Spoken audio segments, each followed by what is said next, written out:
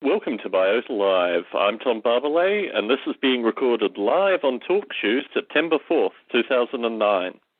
This is a continuation of the Biota podcast. For more information on the Biota podcast, check out biota.org/podcast. And for folks who are interested in participating, the call-in details are also available via biota.org/podcast. The next episode, Friday, 8 p.m. Pacific, September 18th, many great projects. This is a topic that's kind of been percolating for a while in terms of the number of projects that exist in the artificial life community. And speaking of the number of great projects in the artificial life community, we have Eric Burton on the line. Hello, Eric. Hey, Tom. Sorry about that. I have this teleconference I'm three-wayed to right now. I wanted to call in and get on the thing. I've got a new long-distance plan, so I can finally call in without stealing these calls. Not a problem. I was getting so paranoid before. I thought I should stop doing that for a while. Don't worry about it. So the topic next, Biota Live, is the many great projects in the artificial life community. And I think maybe the last time we talked, you talked a little bit about your own surveying of the artificial life community's many projects. What are the projects that are exciting you currently in the artificial life community? I've been playing with a really exciting piece of software lately, Tom, called Critterding, and they don't have a public beta of this out right now with all the new technology in it. But he's just added segmented bodies and physics with the bullet library and all kinds of new stuff like this. That makes it a pretty open-ended simulation. I've been putting a few weeks into one of these, just trying to get the behaviors of these things to encode the game rules in some way. But so far, the brains they've evolved seem preoccupied with the physics of the place. It's pretty interesting, nonetheless. Yes, I mean, as you may have heard on the last Biota Live, we had Steve Grand on, and he emailed me the Symbiosis source code, as he promised to do. I've had a look through it, and it's absolutely fascinating. And I think for someone such as yourself, you'd be ideally suited to look through the code too.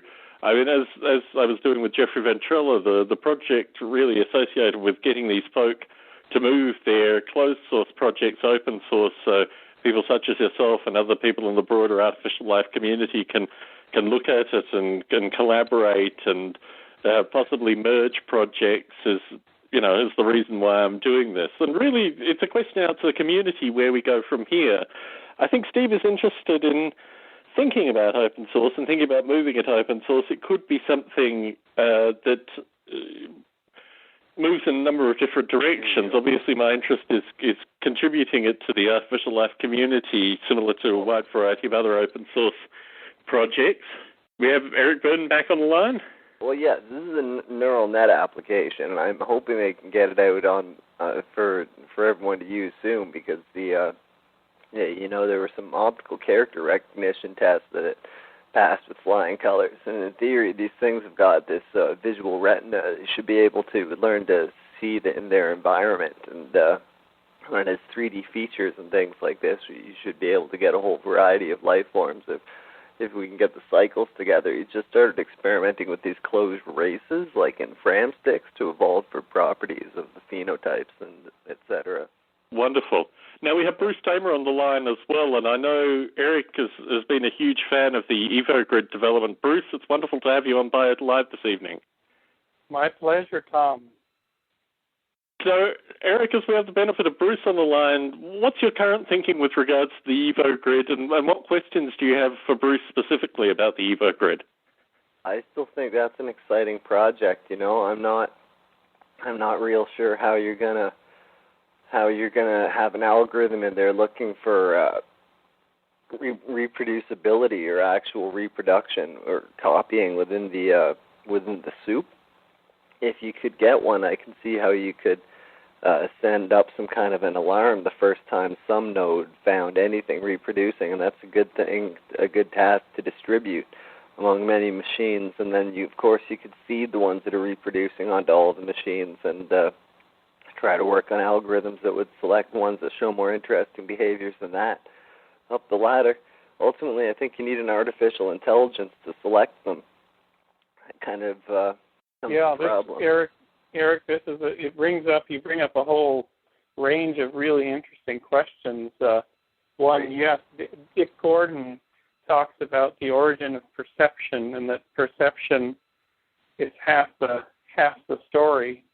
And one of the things, just to sort of clarify, in the very beginning days or years of the EvoGrid, we're not going to see anything near replication or reproduction. We're going to just see a whole bunch of things forming structures and forming patterns of reactions or cycles of reactions, and it's prebiotic in a sense, or pre-artificially biotic. Sure. So when we actually see things making copies, kind of, if we see Tierra spontaneously emerge within the EvoGrid, it will be a major achievement. Dawkins' prebiotic replicators were just crystals that would fracture at a certain length and form stable-sized crystals again. Yeah, and then certainly, if one decided to set up the experiment so that replication happens, replication will happen. Right. The tricky knife edge or the razor's edge here is, if you set it up to happen, it's likely to happen so well that it reaches the complexity threshold and never goes beyond, which was the challenge of Tierra, that it never busted through that plateau and went further. And it's almost like you need a much more complex, open-ended system to get that kind of behavior. You need your primordial soup almost. Indeed. And you're traveling to Scandinavia in the near future, Bruce, aren't you, in order to talk about these things and also what's going to happen at Artificial Life 12? Yeah, I'm scheduled now to go. I'm going to London on the 15th of October, and then hopefully meeting Martin Hanzig and going to Copenhagen and take the train down to Odense. And on Friday the 16th, meet all day with himself and Harold Kellerman and Steen Rasmussen. It's likely that I'll be one of several people organizing a track at the conference about these kind of simulations that are used in context with origin of life research, and which is very exciting to me. I mean, it's just going to be, I put on that hat with relish and really look forward to interacting with the community, especially if papers are being submitted and we're trying to decide if it's a whole track. Then we've got, a couple of days to fill of themed papers. It's a wonderful, generous invitation by Steen, someone who's relatively unknown to the A-Life academic community, to let me be participating. And I think, certainly the surveying that we're getting currently is that there could actually be a suite of applications which, I don't know whether you call them EvoGrid-like applications. I don't know whether you call them all part of the EvoGrid. I'm not sure how you do this. As I was saying to Eric prior to you getting on the call, Steve Grand emailed me his symbiosis source through the week. And it's fascinating because obviously part of this project with Steve Grand and also with Jeffrey Ventrella in terms of moving a lot of their legacy source code open source is really about kind of sparking a broader artificial life community, which Eric is central in terms of those that actually pick up this source code, manipulate it, and perhaps create, future collaborations from it. So, I mean, as you phrase the EvoGrid going into your discussions with regards to A-Life 12, Bruce, do you see it as being a suite of possible projects? Do you see it as being your specific EvoGrid and then a series of EvoGrid-like projects? How do you put that all together? I think that what I'm after is a kind of a holy grail of a method. So it's very much like our call with Steve Grand a couple of weeks ago along those lines. In fact, the research, the dissertation that I'll be writing as a result of this work is going to be the EvoGrid, a generalized architecture for doing a whole class of research around emergent complexity. So EvoGrids of all types could be built with this idea, and I think Eric pretty much summarized it, is that you've got an engine that is doing a physics and is doing a toy universe, and then you have lookers or seekers that are trying to find complexity within that universe, and then targeting, then reporting back, and then some kind of tracker is looking at allocating more computing resources or taking various shortcuts without necessarily without biasing the simulation unduly, i.e. that there's no intelligent, there's algorithms that are selecting, but the key question is that artificial evolution or artificial simulation of complexity. Well, of course it's all artificial, but really the end result is if you get a piece of molecular or algorithmic machinery that occurs with years and years of running this, and you can absolutely say no one built this. And this went through several levels of complexity. It's not only that there algorithmic machinery at one level, but there's machinery below, and there's entire sort of an artificial ecosystem. You can say, well, maybe the whole thing was a setup, but look at this. We know that no one made this thing. It did emerge from the ground up, so to speak, with a whole lot of tweaking, which is what chemists are doing all the time. Yeah.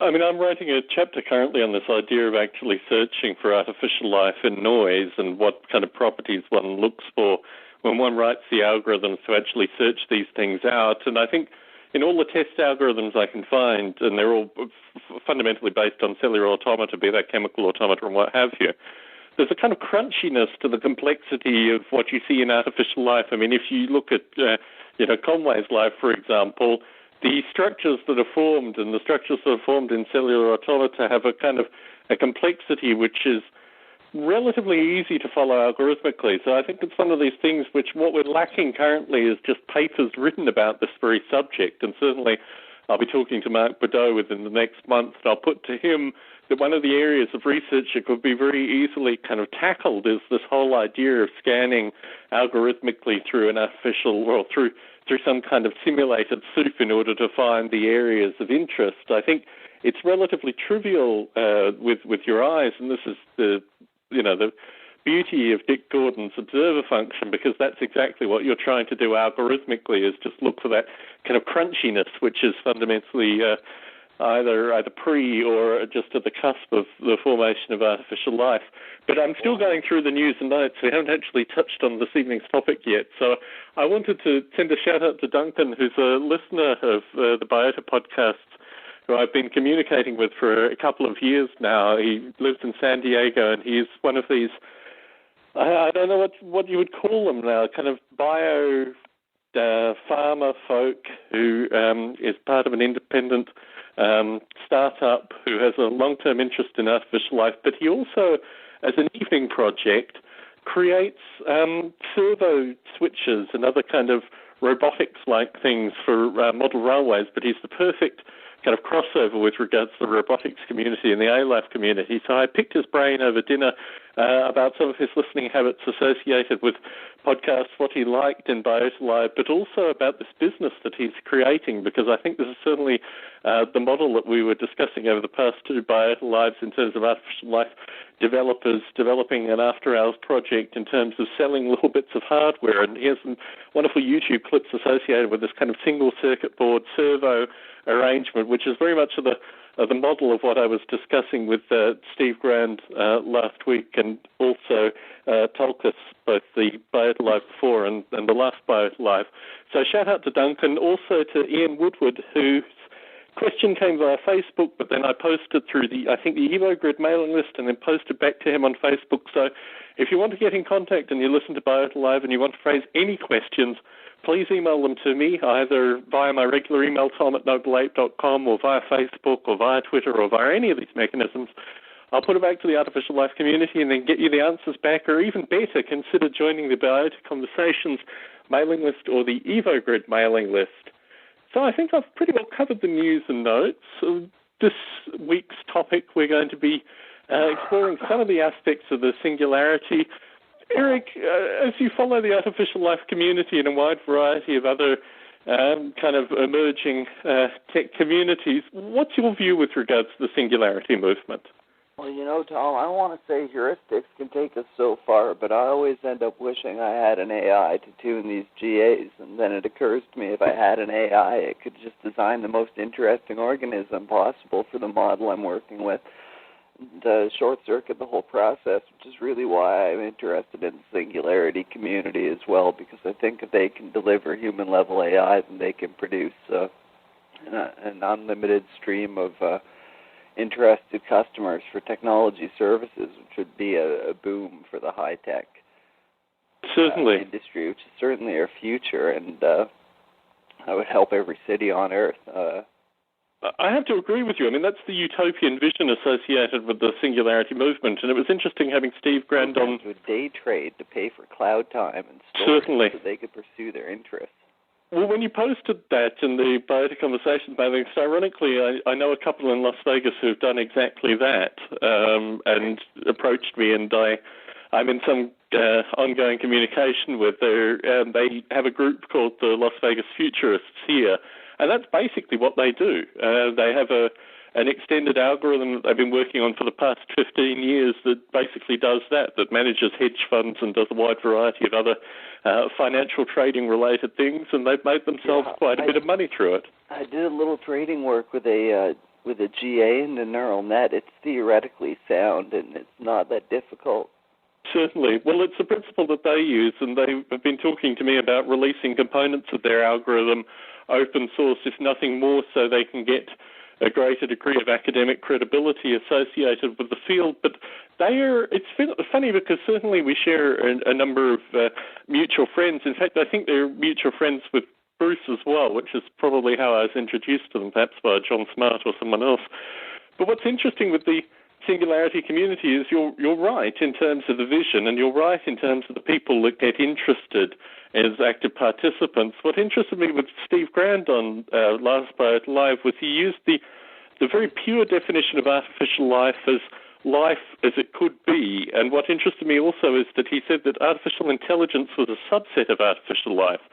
And that interests me as well because that's the definition of intelligence as it could be, which is ultimately my argument with regards to us being fundamentally post-singular, is that you need to remove the idea of intelligence from human intelligence, just as we've removed the idea of life in biological life in terms of what we do with artificial life. So my argument has been, for a few years now, that we should think of ourselves as being post-singular in terms of the fact that we are surrounded by systems which are far better at surviving than we are, and perhaps survival is a far better initial metric of intelligence. I mean, you can build human intelligence from survival. You can build a wide variety of intelligences from survival. Right. But what has interested me is this kind of broad changing movement associated with the singularity, which Bruce touched on when he was last on Biota Live. Can you talk a little bit more, Bruce, about the kind of changing direction and perhaps some of the underlying politics associated with the breakaway groups from the singularity, and how does it all fit together as you see it?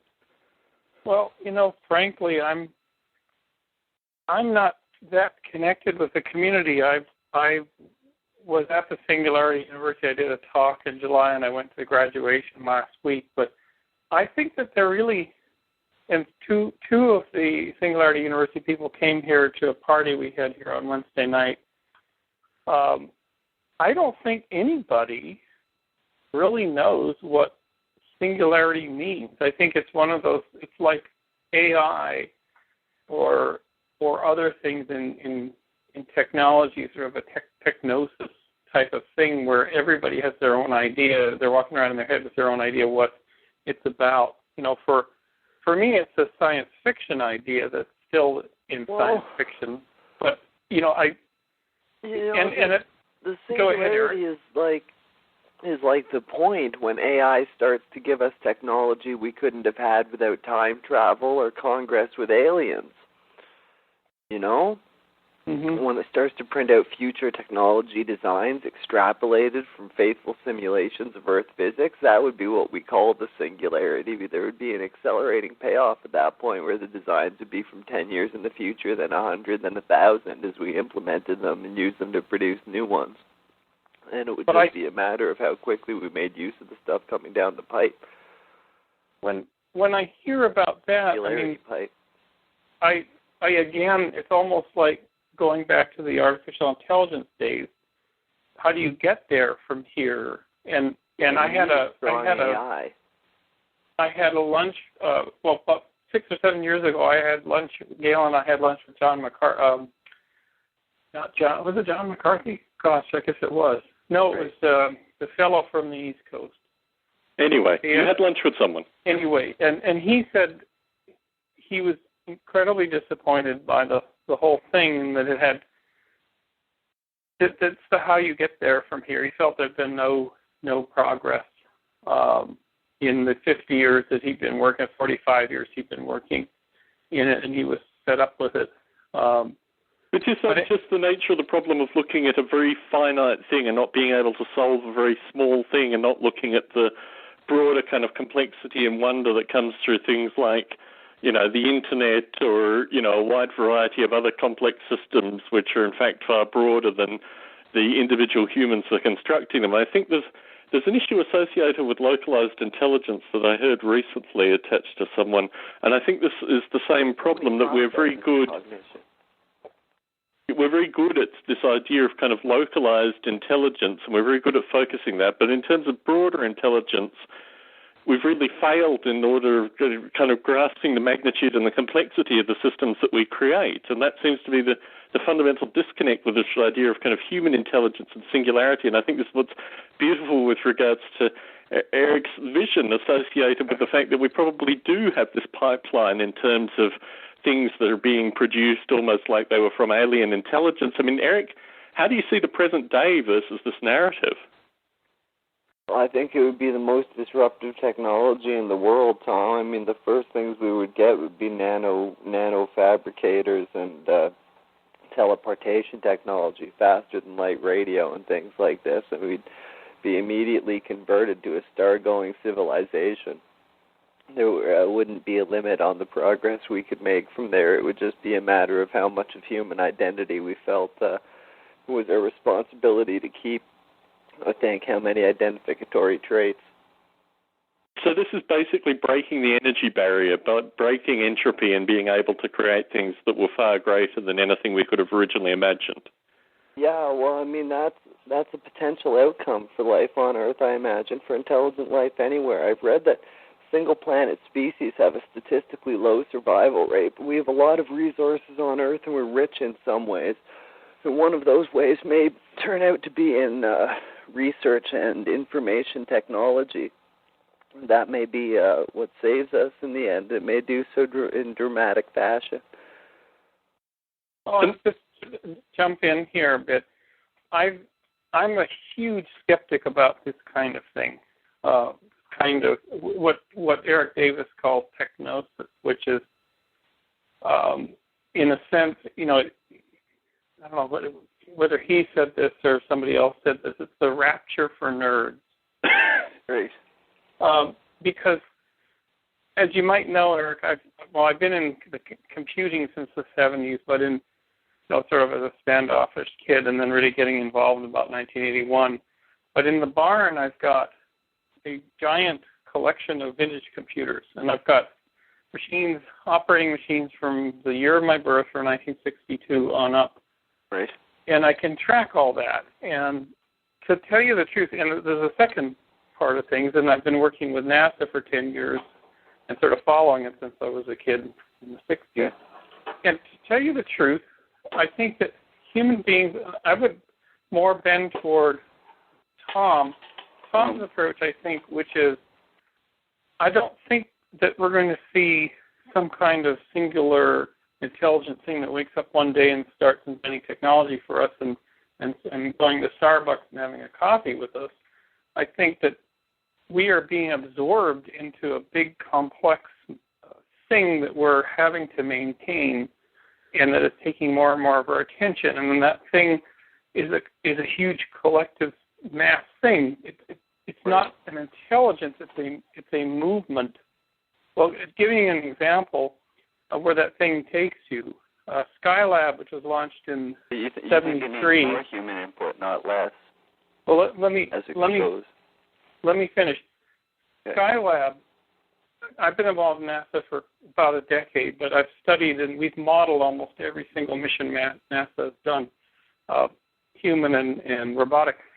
Skylab was launched in 1973. It was a fairly simple space station. It was fairly large because they used the Saturn V, the last remaining Saturn V, but it was very low maintenance. The International Space Station, on the other hand, is incredibly complex.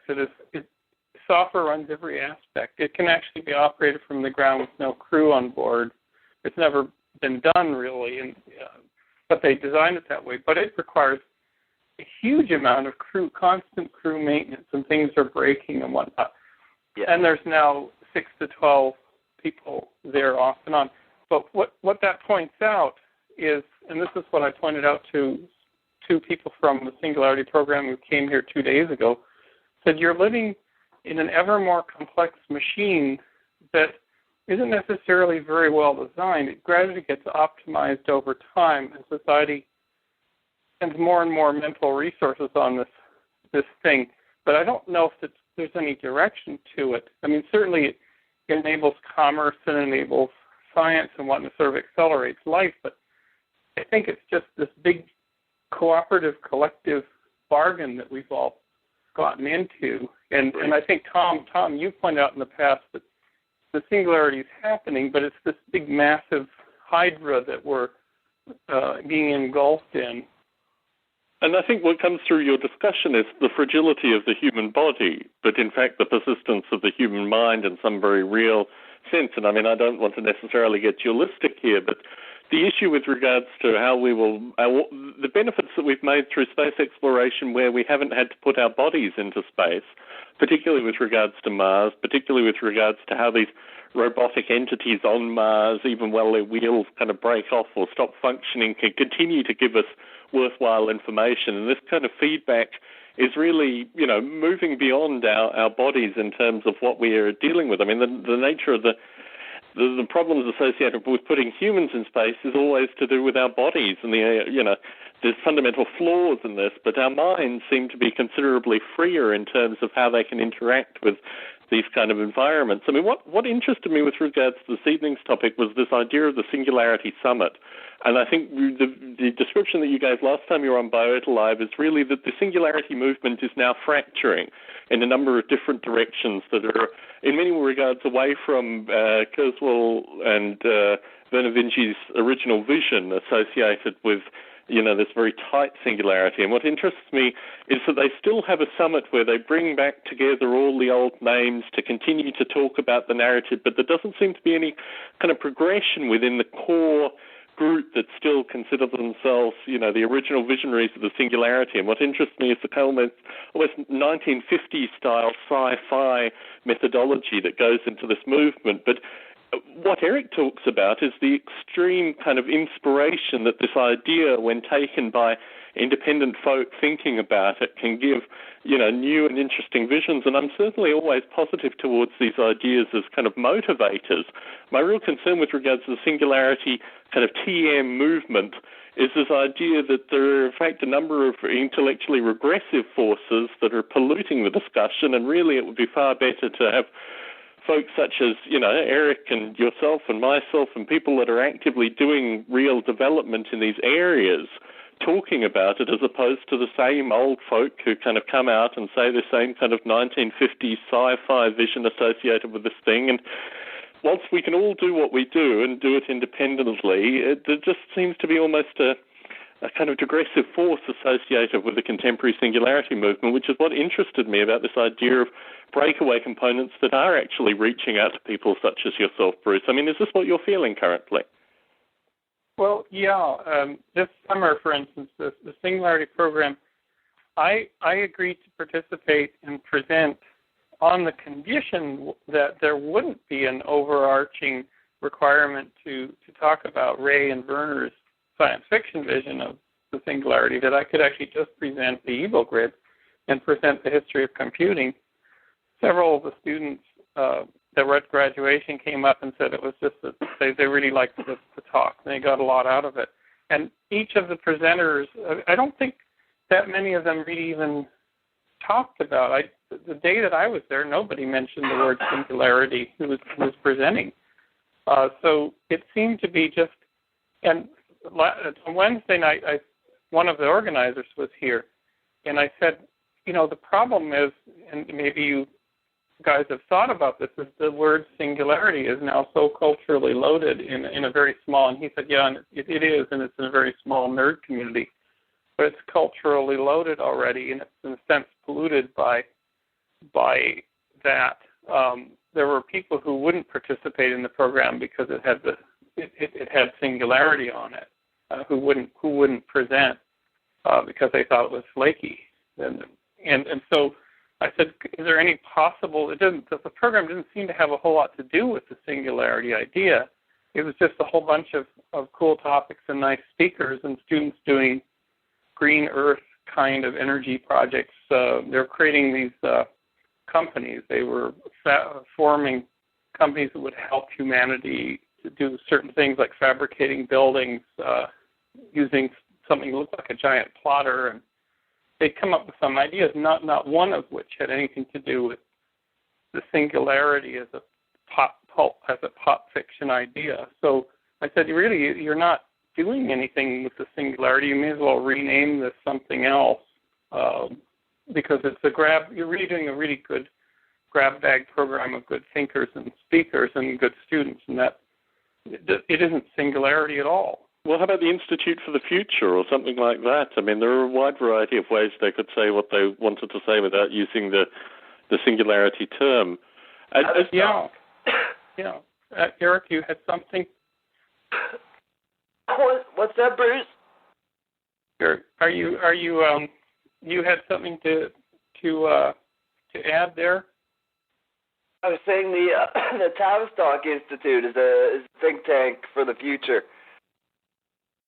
Yeah, there's many of these, and when this was proposed about a year and a half or 2 years ago, I said to the people, "Do you really want to use this term?" Because in a sense, between Ray was publicly admonished, and about 3 or 4 years ago, he was presenting his singularity curves going to infinity and machine intelligence walking at Stanford, and he got really dragged over the coals because the academics invited him to come down and say, okay, we're computer scientists, you're an engineer, you're a technologist, we don't believe you have, you haven't even started to say how do you get from A to B, how do you make, technology isn't really moving in the direction, certainly processor speeds are getting faster, and I provided Ray the data. Then it said by 2030, well, singularity, and then IBM said in 2018 you can make a brain equivalent device from their hardware.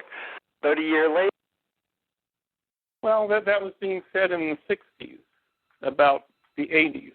So I don't think if we don't understand what consciousness is, and we don't. Eric? This is right. Certainly. So, I mean, to round up this, the group that I've had some contact with is, I mean, I've had contact with folks in the Singularity community as well, and I've never actually had the opportunity to say this on Biota Live, but I did invite a wide variety of folks from the Singularity community on to this evening's discussion, and we have assembled a group of folks who aren't part of that community. But the thing that interested me initially was the A Prize from the Lifeboat Foundation. And these are folk in I think they're a kind of Singularity breakaway group, but they certainly say that they're part of the broader Singularity community, and they are actively collecting money associated with an artificial life prize. So anyway, as I was saying, I had some correspondence with Project Lifeboat last year, in April last year, with regards to getting them on Biota Live and actually talking about their A Prize. And we've had some discussion in the past associated with this whole idea of prizes. I always return to the notion of children's charities, that if children's charities were run similar to these artificial life prizes, you'd have, a truck turning up at a remote village in Peru with a kind of back filled with cash and having children running for the truck, and the first child to actually reach the truck would get all the money, which seems to be the whole notion associated with these A-Life prizes. So I'm always a bit concerned when I hear about charitable artificial life prizes that are awarded to a single participant, but I wanted to have the Lifeboat Foundation folk on to talk about their A Prize. And as my experience has been with regards to a few folk in the Singularity community, they asked for the questions up front, and I asked very broad questions associated with artificial life, and they decided not to come on. They say on their site that they've generated $28,000, but if you actually look at the fine print, they have about $3,000 worth, and the remaining is promised to them but hasn't yet been paid. In terms of these groups actually kind of collecting money for artificial life prizes or talking about their representations of the artificial life community without actually having connections with the International Society for Artificial Life, or really anyone that we can track in the artificial life community, I mean, do you have concerns associated with this, Bruce? Well, I think I met one fellow who maybe he was the sponsor of the A Prize. There was Brig Kleiss who had also sponsored a prize. I'm not sure who we're talking about here. I'm trying to put it together in my head. The Lifeboat Foundation, the fellow I was speaking to was a fellow called Matt McGrill, and he's a system engineer at Juniper Networks. I mean, he's just like the rest of us who has a day job. But he was the representative that they'd connected with who was going to talk on Biota Live, and he, asked for the questions and then stopped corresponding relatively hurriedly when I sent him back a list of questions asking not necessarily specifics associated with artificial life, but just the general methodology associated with awarding the prize to a single project and the kind of guidelines that they were going to use with regards to the project selection. Similarly, I referenced the Brig Kleiss interview because I think that was I've gotten a lot of feedback, including from Brig himself, that was a very fair interview associated with something that I'm relatively ethically challenged about in terms of awarding single prizes to artificial life projects, or whether these prizes are really just a better motivation for publicising the people that are giving the prize as opposed to the broader artificial life community, which has been another one of my concerns. But in terms of Project Lifeboats, they claim to be collecting money. There was $1,000 that was donated initially from the Lifeboat Foundation, and then probably another $2,500 that they've actually collected. There's, like I said, about $25,000 has been promised to them. It hasn't been collected in the 2 or 3 years that they've been operating. My concern is just that they're claiming to represent artificial life attached to the Singularity, and they don't seem to really have any connection with artificial life, but they're using the term and doing a lot of publicity associated with it. Yeah, again, as you pointed out, artificial life is being pulled in different directions. Craig Venter uses the term to talk about, pulling nuclei out of one cell and putting it into another and putting widgets in there and creating something, sort of hacking existing biology. Yeah. And then there's the wet A life and there's soft A life of the 90s period, and so the term is being pushed and pulled and shoved, and we the prize seekers have their own idea of what it means And that, as you pointed out also, the Wikipedia entry keeps changing too, and it doesn't really represent the field. So in some sense, because there isn't sort of an institute of artificial life, perhaps the Santa Fe Institute provided that for several years, but there isn't a body really. I mean, I guess there's the... I think of the International Society for Artificial Life, headed by Mark Biota, that has had kind of semi-democratic elections, that have had a number of former participants in Biota's lives, some who got on the board, some who didn't in the recent elections. I think the International Society is probably the best gauge for contemporary artificial life in terms of... does that seem fair? Yeah, I think you're absolutely right. You've reminded me of that. And I think I'm going to be in a really good position to understand the community after being part of the organizing committee for Artificial Life 12. I'm really hoping to gain better insights so I can actually talk intelligently. Certainly. And Eric, I know you have to leave the call relatively quickly, but do you have any kind of closing comments associated with this topic? No, I'm just glad I got in a few words, Tom, in defense of the singularity and everything. I'm pretty sure we'll probably have some kind of a payoff from A-Life or AI pretty soon that's more than people could do, I think. And certainly I don't think Bruce and I are necessarily talking against that. I think we all have collective visions associated with how that's going to happen.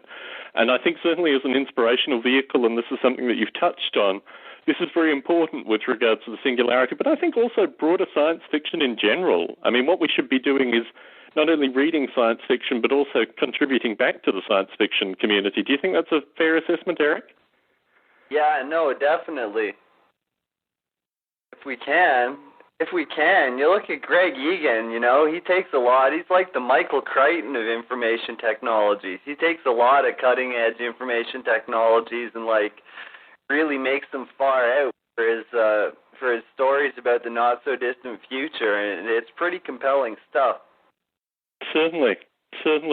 Well, Eric, it's always a pleasure to have you on, and I look forward to your further contribution both via audio and via the chat. I know you have to go.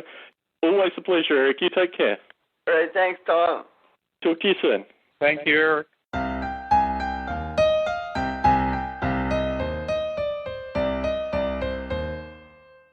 We have William R. Buckley on the line. Hello, William. Hello, how are you doing, Tom? Very good, very good. So is the topic something about economics? The topic is, this has been an ongoing discussion, and certainly having met with Duncan for dinner, the topic associated with how the economy will affect artificial life, whether we will go underground, whether we will start writing, whether this is going to affect anything, or whether we basically have all learnt from the past 20 years' worth of ebbs and flows. Oh, come on. You think human nature is going to change? I'm not making any claims with regards to human nature. I'm talking about the individuals associated with artificial life. I think we're all, certainly, you talk to folks such as Steve Grand, we've all had a collective group of experiences which make us considerably more robust in these circumstances where we, seem to ebb and flow between jobs. You're at an I don't believe that economics and my ability to feed myself has anything to do with my emotional attachment to artificial life as a field or any other piece of work that I do. I think those are completely disconnected, at least in the mind of a true believer. Very true. Testify. You are. And as you walk into this temple, Bruce, are you following Brother William? Yeah, I think we could be classified as insane people. That's how you get ahead. That's how you accomplish goals.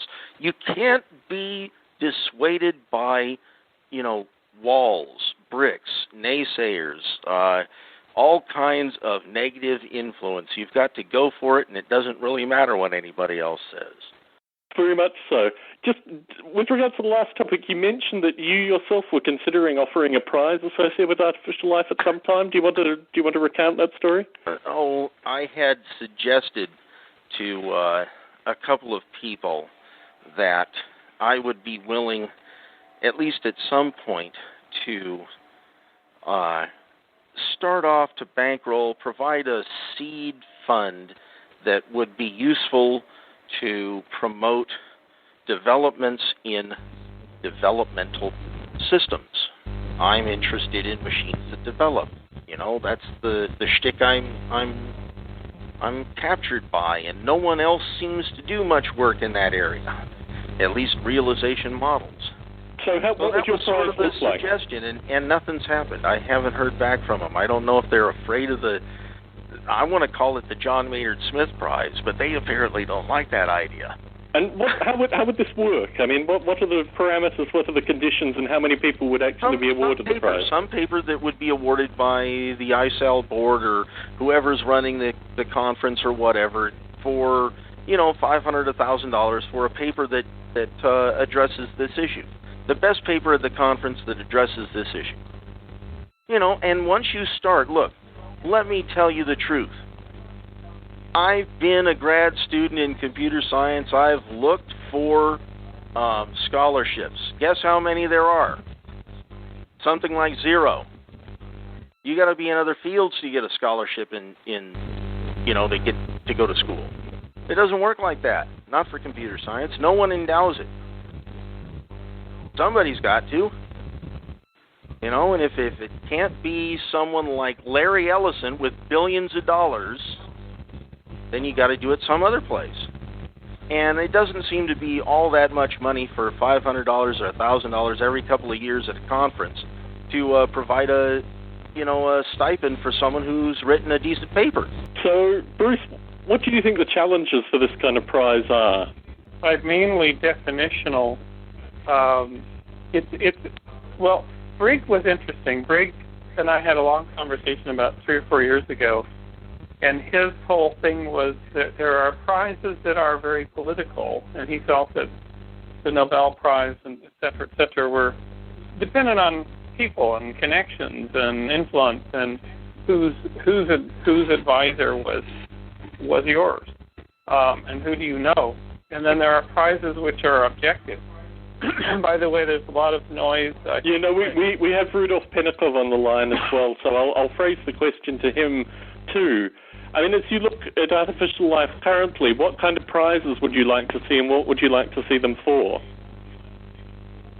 That meant to go to Rudolf or William? Rudolf, are you there? Rudolf. Yeah, thank you.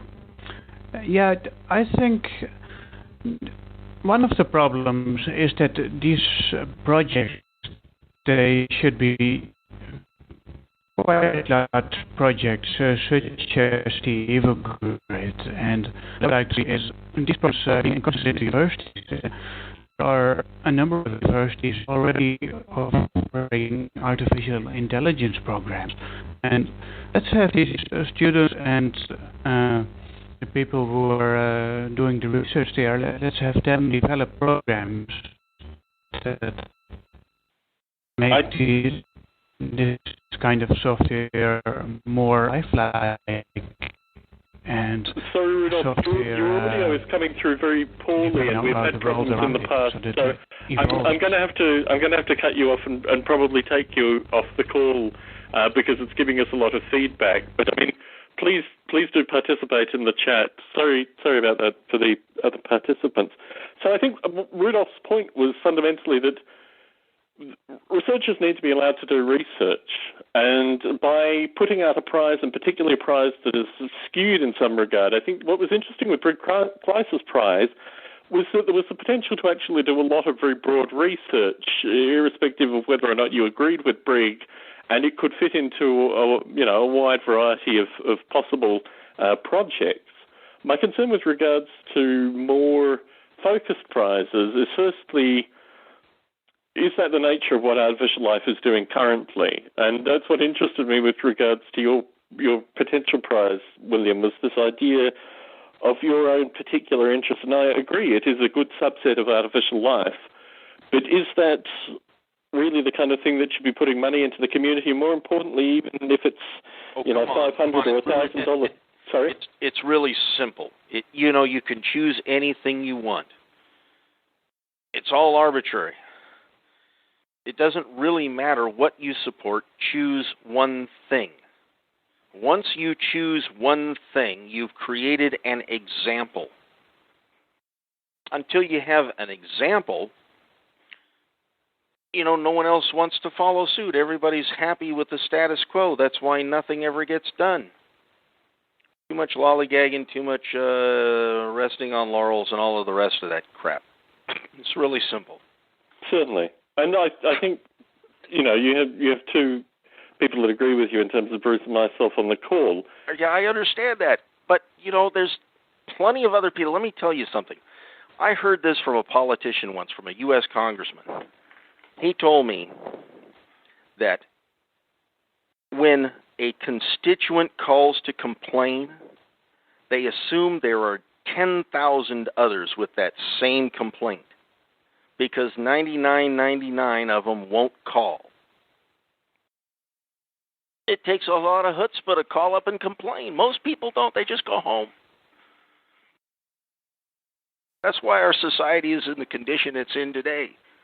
You don't have enough people demanding quality results. They're happy to take less than quality results. Look at the home that you buy.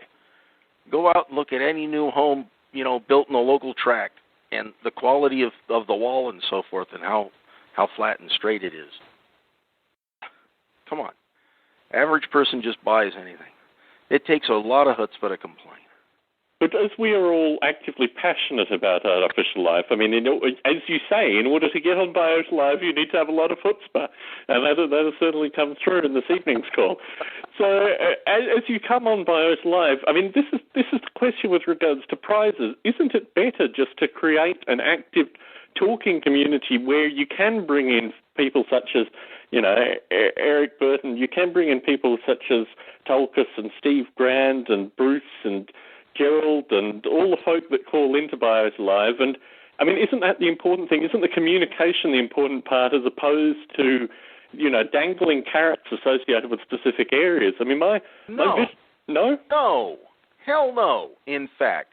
The fact is that all of the talk and so forth can occur right alongside of a prize, and there's nothing wrong with promoting development in some particular area. For instance, the United States government does it all the time through their DARPA and ARPA and whatever other kind of acronym you've got attached to it these days. And they have all kinds of interesting products come out of it, including the Internet. But that's not a prize. That's research funding. Hold it. They paid money to get those things. It's the same thing as a prize. No. It's inducement. It's inducement. All you're doing is providing somebody with a source of income and a means thereby to pursue some particular act of excellence that attracts them. And for the people who work for DARPA or so forth, they happen to be attracted by those particular prizes. It's simple. That's how humans work. I understand that. I understand that with regards to research funding. There's a great distinction with regards to research funding and a prize, though. I don't see any distinction. It's money for work, period. Well, one is money for work that you get prior to doing the work, and one is money for work that you may get at the conclusion of the work.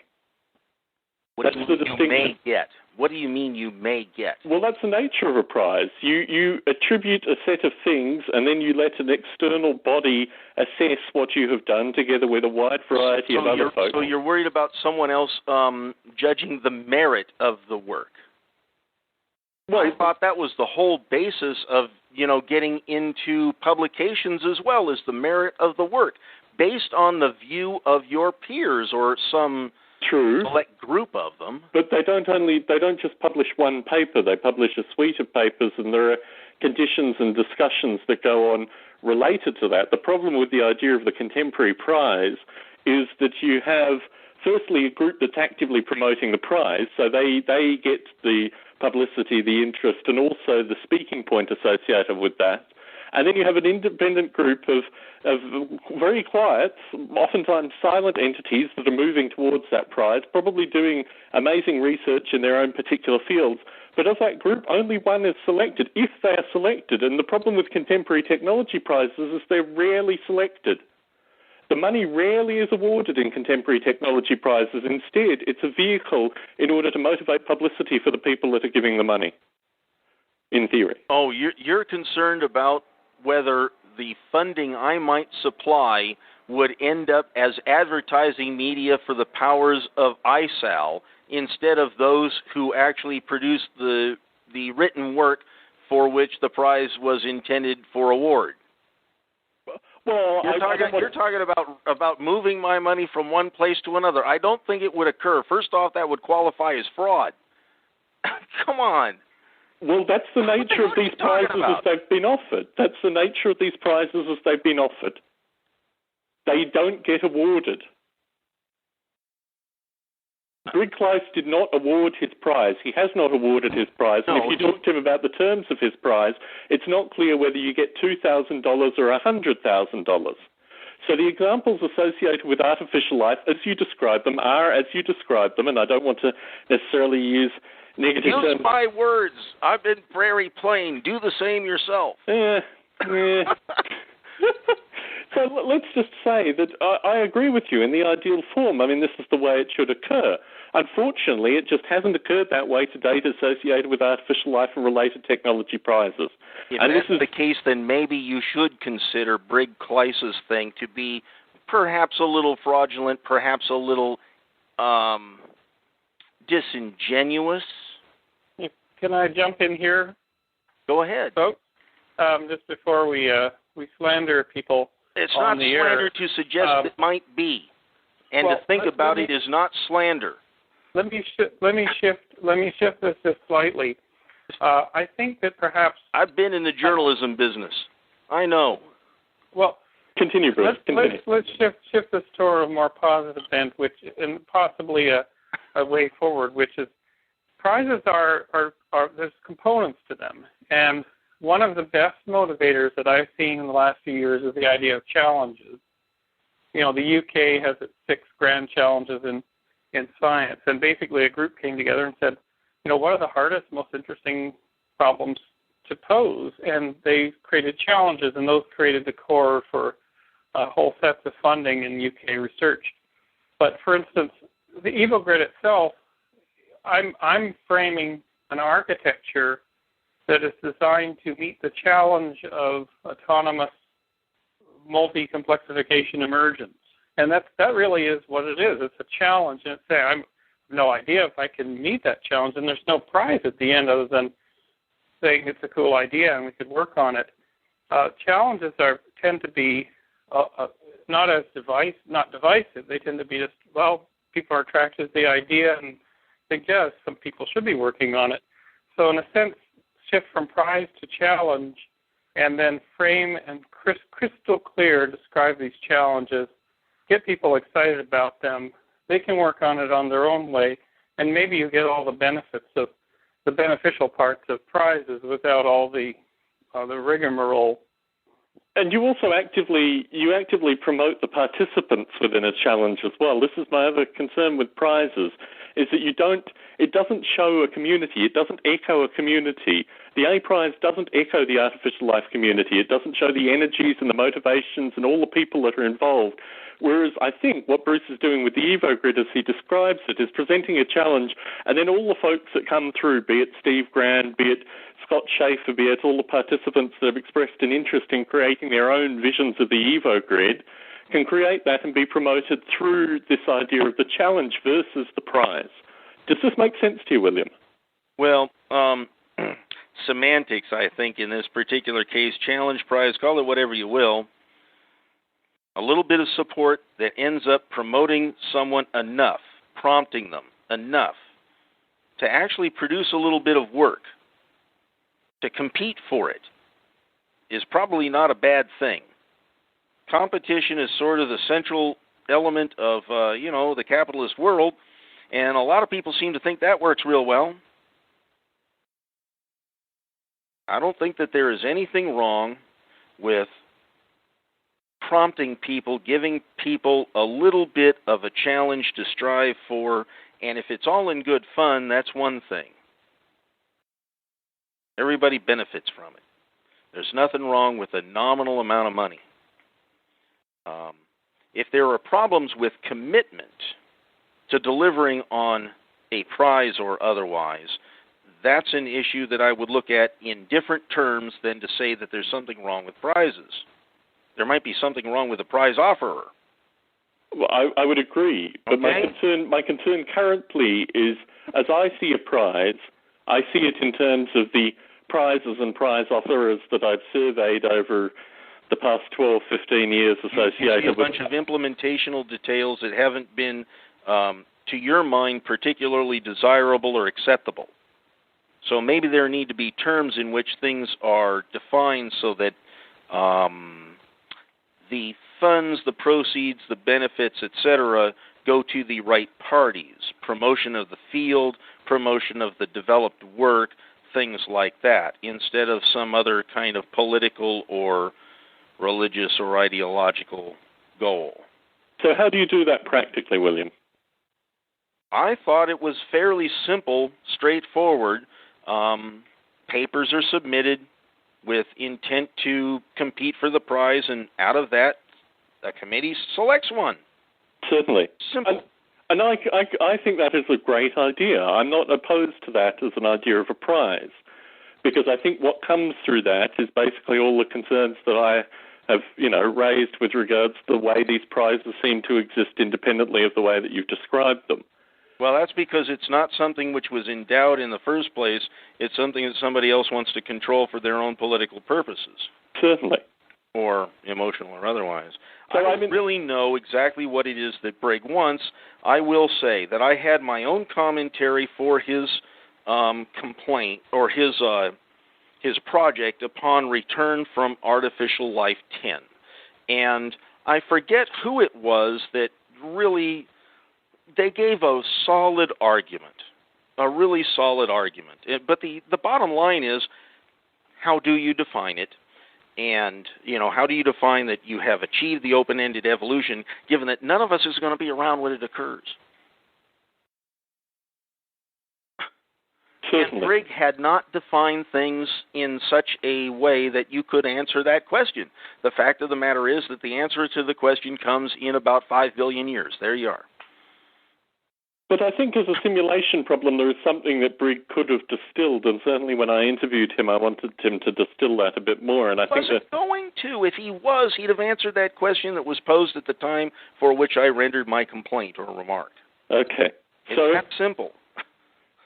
He wasn't going to. He didn't come up with a definition of open-ended sufficient to answer such that one could determine whether or not a prize was awardable. That I understood. I didn't think he was ever going to come up with a definition because he wouldn't be satisfied with, well, we don't have the answer because we're not there yet. And that's the only answer that's possible. In any kind of practical sense. Everything else is computation. Do you believe mathematics? Some people don't. Some people don't believe proofs that apply today, apply 10 years from now. Certainly. In terms of the A prize, in terms of the other artificial life-related prizes or potential future prizes, how do you instill, and this is a question that I had for the folks associated with the A prize, how do you actually instill this idea of fairness, of community, of actually awarding the prize, of doing these kind of things when these are independent of our community fundamentally? They're created by independent entities. How do you instill those values, and how do you communicate that, particularly to the media? I mean, I make contact with a lot of folk in the media associated with their reporting of specific issues, particularly to try and bring in the artificial life community, because the issues that they raise are fundamentally about the artificial life community. If you were to see a prize that was coming out in the future that had a certain amount of money associated with it, that went on for a number of years and promoted a particular company or a particular ideological interest, but the prize was never awarded, how do we deal with that as a community? Well, you can't really control what other people do. I'm not for laws regarding morality. Even ethics are a little bit difficult. I've watched courts, violate laws and Certainly. do it with impunity, so I'm not impressed by any of it. So here's my question back to you. Is the prize the thing that is broken? Should we look for things other than prizes to avoid these kind of situations?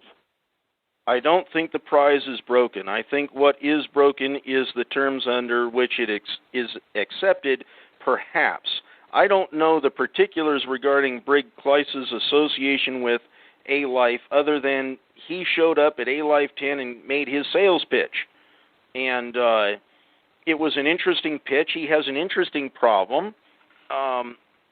It's somewhat well-defined, but he doesn't have, terms of acceptance of demonstration, and that's the basis for awarding of his prize. So, it's a red herring. But irrespective of Brig, how many of these flawed prizes do you have to observe where the award money isn't awarded, where basically they're not actively promoting the artificial life community, where they're promoting their own interests before you say that the prize is broken? So you tell them to go away or so forth? Well, I've always heard caveat emptor. And in fact, generally that's the way I've been treated in any association I've ever been involved with. Whether it's a state university, a society, everything is like that. And so why don't we construct something that's better than that? Why don't we construct something intellectually which isn't associated with all this polluted methodology and actually strengthen a community in the process? I'd be all for it. Why don't we? I'm still waiting for the telephone call from my cell's, executive board. Well, maybe Bruce can promote that. I made my pitch, and the suggestion was that they'd get back to me. I wanted, what do I have to do? Get on my knees and beg? Come on. Well, that's what I do. You beg. I wouldn't beg.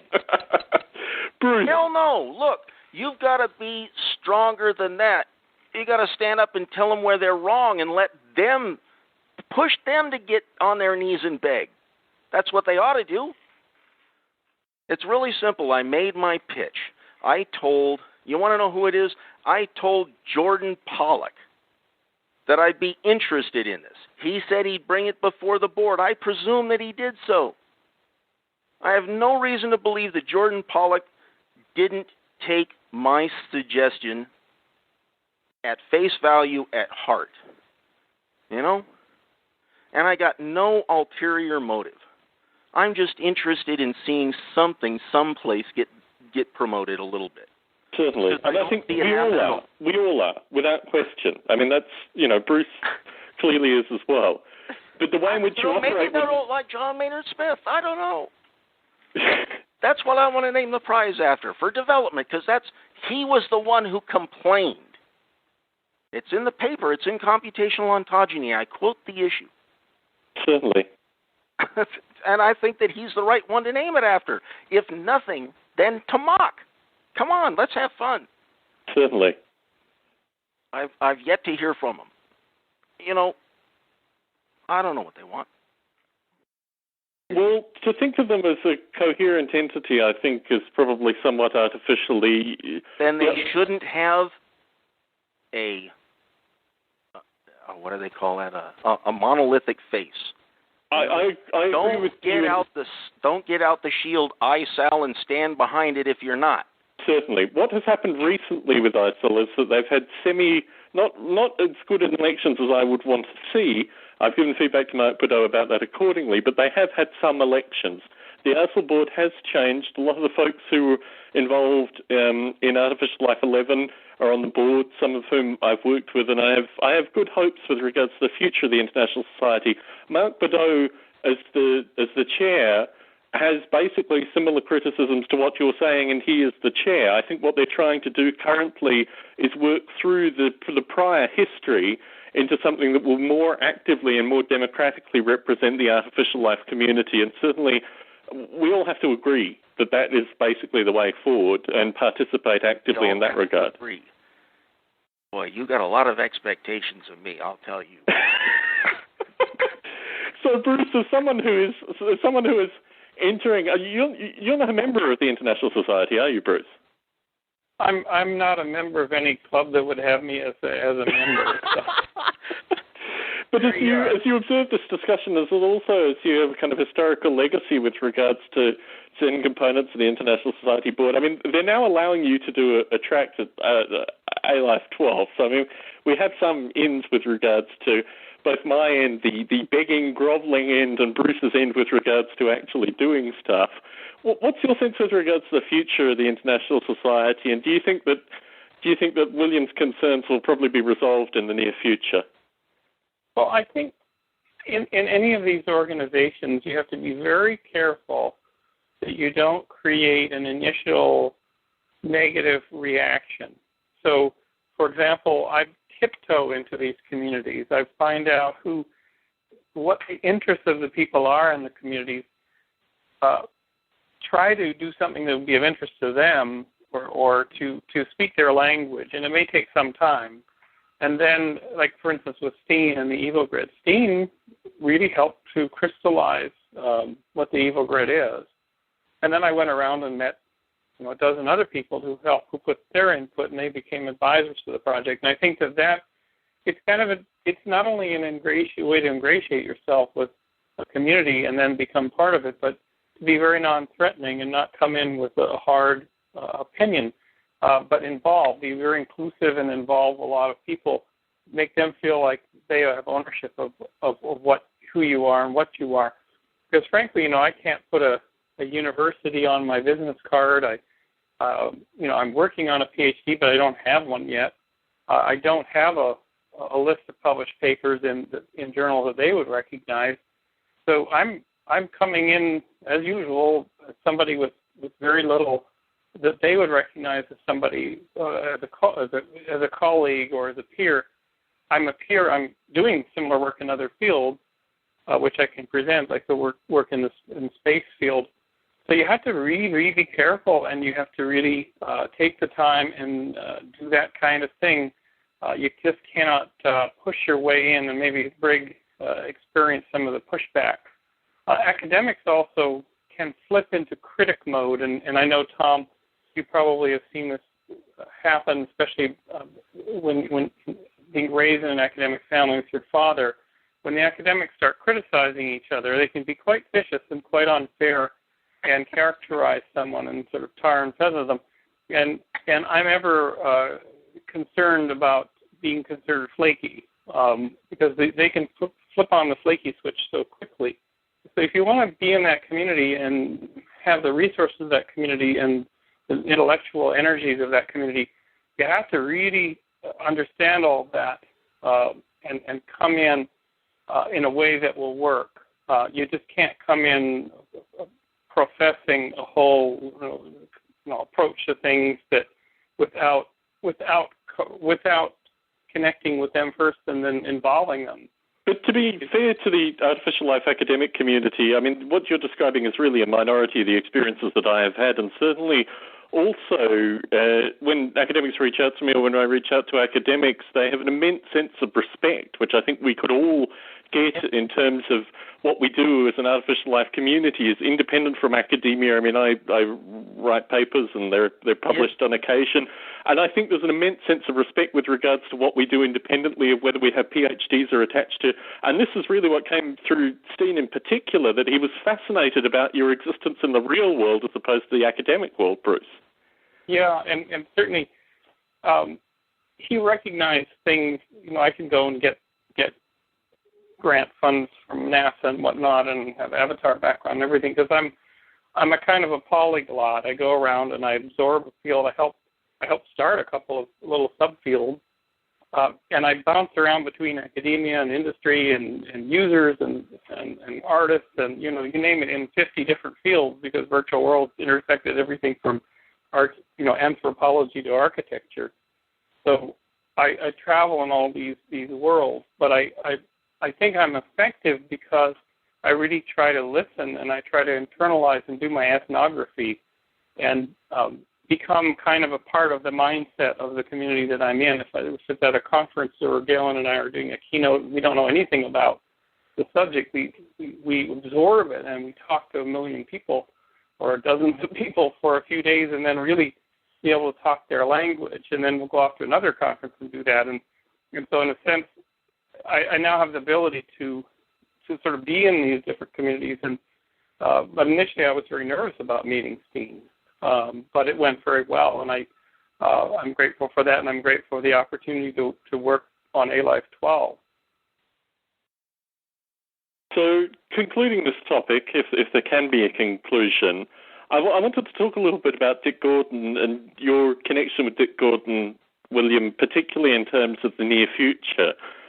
You're planning on going and studying under Dick. You're working on topics. This introduction into kind of formalized academia. It's funny because I met Dick recently, and it was a real privilege to even spend a brief amount of time with Dick. Ironically, we probably talk more on Biota Live, but the thing that he passed on to me is that we are all outsiders, that we should all, irrespective of whether we're in academia or independent from academia, by pushing the boundaries, by having this kind of discourse, we are immediately outsiders, and we need to embrace almost this kind of shared outside that we all are a part of. What are you planning on doing in the future with Dick, and how do you see this kind of unfolding over the next few years, William? Well, that I'm giving a lot of consideration to. The exact time frame will probably be on the longer end. I'm going to say it'll take me 7 years to complete the PhD, and that's from today. The goals are largely in the hand of Richard as far as what the project is, because I'm not a biologist. I don't have enough background to know what would be suitable topics in detail, but I think that in general it will have something to do with the control networks, genetic regulatory networks, and what I'm thinking is a parallel between the cell cycle of prokaryotes and development in metazoans. I've been doing some research, reading some papers, found an interesting one on PNAS that has to do with stability, the retention of phenotypic traits in spite of variation in genotype. And found it interesting as to why there is stability, and apparently it has something to do with the overall complexity of the regulatory network. I'm a little bit concerned with some complaints I've heard from other biologists that the regulatory network is pretty much like spaghetti code. And I would hope that that's not the case. I'd like to find some kind of hierarchical structure, and that is a central theme of Richard's work and part of the title of one of his books, I guess is his opus. It's going to be interesting finding, the particular project. It will probably center on development of his current model organism, which is the axolotl, although I found another one that I think is really interesting called the acetabularia.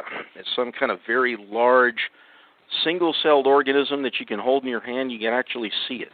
Gosh.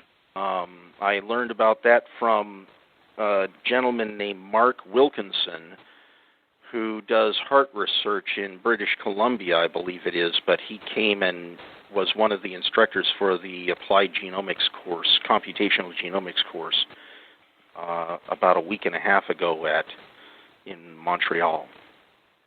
So I've been preparing, getting familiar with some other people in the field, trying to establish a meeting with Richard in Winnipeg, which I hope will be sometime at the end of this month, and kind of cleaning up on my Gecko 2009 activities. Wonderful, wonderful. Well, do keep us updated on Biota Live, because, I think Dick certainly is an active participant in the community and an active motivator with regards to a number of different directions, and certainly it was a real pleasure to meet him and Natalie, and also their two dogs, which dogs are the things that always, when you describe the idea of the spread genotype but the similar phenotype, I always think of dogs in that regard, and certainly Dick had two opposite ends of the spectrum dogs that he brought with him when he came to visit Las Vegas. So I'd like to thank you both, and also Eric Burton for participating in this evening's Biota Live. We've covered a wide variety of topics, some good, strong discussion. It's always a pleasure to have you on, William, in particular, to inspire that kind of discussion. And Bruce, you've been the ever-present peacemaker as always. So I'd like to thank you both, and Eric for participating this evening. Our topic for the next Biota Live on September 18th at 8 p.m. Pacific, many great projects actually embracing the diversity of artificial life projects that exist currently. I was looking at the Wikipedia entry of artificial life, and someone had attached dates associated with various projects that were fundamentally wrong.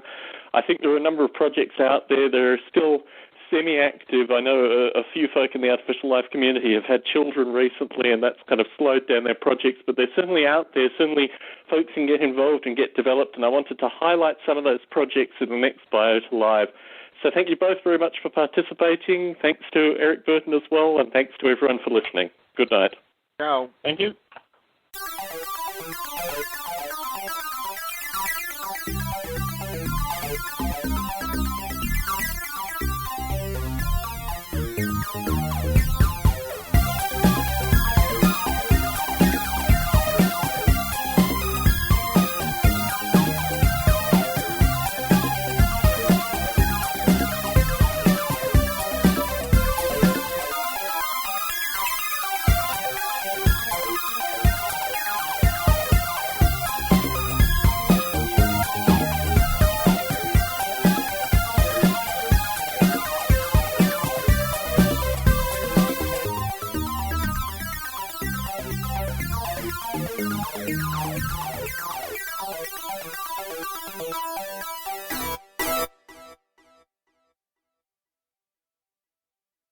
Tom, I have a configuration that I want to send to you that you can run on Golly, but I want to know if you actually have the tool. I have not. Okay, so yes, I'm going to beat you up. Will you get Golly and stop lollygagging?